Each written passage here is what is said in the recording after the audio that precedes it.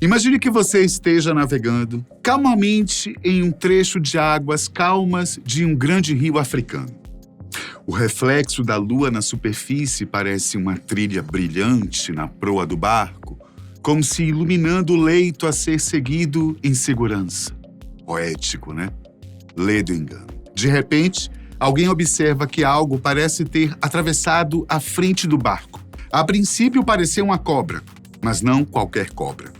E ela deve ser enorme. O capitão diminui a potência do motor ainda mais para se certificar de que não seja um grande jacaré, uma piton ou mesmo um tronco de madeira. Apesar da lua, a noite não permite uma boa visão, principalmente sobre a água. Antes que o capitão pudesse dizer alguma coisa, a enorme criatura passa bem na lateral, provocando ondulações que fazem a pequena embarcação balançar de um lado para o outro. E para piorar, alguém aponta o potente farol do barco para um ponto à frente e se depara com um monstro. É o Mokele Mbembe, diz o homem assustado enquanto tenta localizar a criatura novamente com o farol, mas ela volta para as profundezas. Você e seus companheiros acabaram de testemunhar uma das maiores lendas do Congo africano. Mas em certas regiões próximas do rio Congo, na África, até hoje há relatos intensos sobre avistamento dessa criatura, bem como de ela ter virado canoas e outros barcos pequenos. Segundo a lenda, Mokele Mbembe, ou traduzindo do idioma local, aquele que interrompe o fluxo dos rios, é uma criatura de grandes dimensões que vive tanto na água como na terra, alternando frequentemente os dois ambientes, como os anfíbios. Cientificamente falando, ele é um criptídeo, isso é um tipo de criatura passível de existência, mas que nunca houve provas de ter existido. Ela seria objeto de estudo de uma área da pseudociência chamada criptozoologia.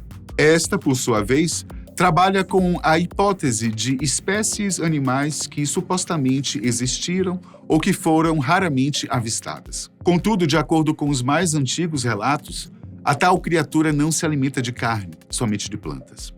Por isso, nunca houve relatos de alguém ter sido devorado pelo Mokele.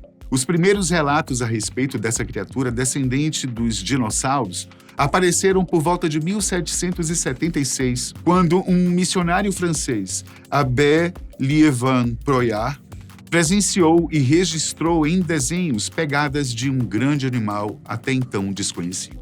Na época, ele insistiu que não se tratava de um elefante ou de um rinoceronte, e além do mais, membros das tribos que ele havia visitado em suas peregrinações afirmavam já ter visto uma criatura enorme, que nadava pelo rio Congo, não raras às vezes, era vista em suas margens, alimentando-se de arbustos e copas de árvores um pouco mais altas. O missionário chegou a escrever um livro, cujo título em português é Histórias de Loango, Kakonga e Outros Reinos da África, de 1776, no qual fala da existência da lendária criatura. Foi a partir de seu livro, inclusive, que o monstro ganhou vida no resto da África e também na Europa. No entanto, em 1912, um alemão caçador e comerciante de animais, chamado Karl Hagenbeck, publicou seu livro Feras e Homens, no qual relatou não só a existência da criatura, como também publicou seu nome pela primeira vez. A partir de então, a fera do Congo passou a ser conhecida como Mokele Mbembe.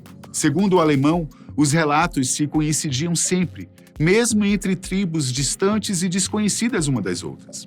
Hagenbeck ainda registrou: os nativos, ao que parecia, haviam dito a meus 2 informantes que nas profundezas dos grandes pântanos habitava um enorme monstro, meio elefante, meio dragão. Nas paredes de certas cavernas, na África Central, encontrei desenhos reais dessa estranha criatura. Do que ouvi falar do animal, parece-me que só pode ser algum tipo de dinossauro, aparentemente semelhante ao brontossauro. A esta altura, você deve estar se indagando se este animal não seria da mesma espécie do já famosíssimo monstro do Lago Ness, na Escócia. Ness, como é carinhosamente conhecido pelos escoceses, é considerado um criptídeo, assim como Mokele. Apesar de algumas imagens dessa suposta criatura já terem sido divulgadas numa tentativa de, talvez, impor uma verdade. A mais famosa delas data de 1934 e foi feita pelo fotógrafo R.K. Wilson. Mas, diferente do monstro do Rio Congo, o do Lago Ness foi caracterizado como sendo uma espécie de plesiosauro, uma espécie de réptil aquático de grandes dimensões, pescoço alongado, cabeça muito pequena em relação ao corpo e que possuía barbatanas como membros locomotores. Os monstros dessa categoria não deixavam a água, como é o caso do Mokele. O monstro do Lago Ness pode ter surgido a partir de uma lenda que remonta ao ano de 565 d.C., sabia disso? Diz essa lenda que Columba de Iona, que posteriormente veio a ser conhecido como São Columba, era um missionário irlandês que se mudou para a Escócia naquela época. Em uma de suas peregrinações, ele pediu a ajuda de um dos ajudantes para pegar seu barco que estava à deriva no Lago Ness. Assim que o ajudante nadava em direção ao barco, um monstro teria sido avistado próximo a ele. Mas graças à intervenção de Columba, usando o poder da própria voz, teria afastado a criatura e salvado a vida do homem. São Columba também ficou famoso por ter matado um javali da mesma forma, só usando a voz. Este e outros relatos deste santo milagreiro podem ser conferidos no livro Vida de São Columba. Apesar de o Mokele Mbembe ser conhecido como herbívoro, ele pode oferecer perigo quando se sente ameaçado. E como os humanos são muito pequenos perto dele, bastaria ele mexer abruptamente o rabo para mandar o suposto perigo para longe. No sentido de não ser tão amigável quanto parece, eles seriam semelhantes aos elefantes, indivíduos não carnívoros, mas não muito fãs de gente. Aliás, os elefantes já sabem muito bem que quanto maior a distância dos humanos, melhor para eles. Ao longo do século XX, especialmente entre os anos de 1980 e 2012, vários relatos foram feitos na tentativa de provar que o Mokele Mbembe ainda está vivo. Em 1936, um jornal australiano publicou um artigo falando sobre a descoberta do Mokele Mbembe por nativos africanos do Congo. A matéria citava também o alemão Karl Hagenbeck e o explorador francês Hans Schomburg, que numa de suas visitas estranhou o fato de não ter visto nenhum hipopótamo nas águas da região em que estava. Ao indagar os nativos o porquê da ausência dos grandes animais, eles afirmaram ao explorador que um outro animal que vivia no lago os havia devorado. Isso foi contra os relatos de um animal muito maior que não come carne. Mas ainda assim, Schomburg relacionou esta criatura a Mokele Mbembe. Quando o biólogo e herpetologista texano James Powell viajou para o Gabão em 1976, ele ouviu relatos do povo Fang sobre um enorme monstro do rio chamado Nyamala e que um feiticeiro local chamado Michael Obang teria escolhido uma foto de um livro sobre dinossauros como sendo um símbolo morto do Nyamala, que ele viu sair de um lago na selva anos antes.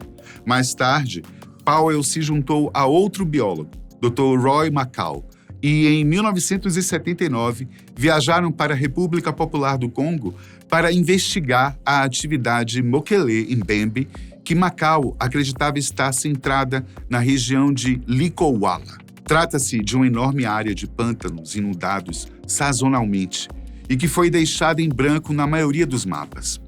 Na cidade de Impifondo, no norte, Macau e Powell encontraram-se com o reverendo Eugene Tomás de Ohio, um missionário que servia no Congo desde 1955.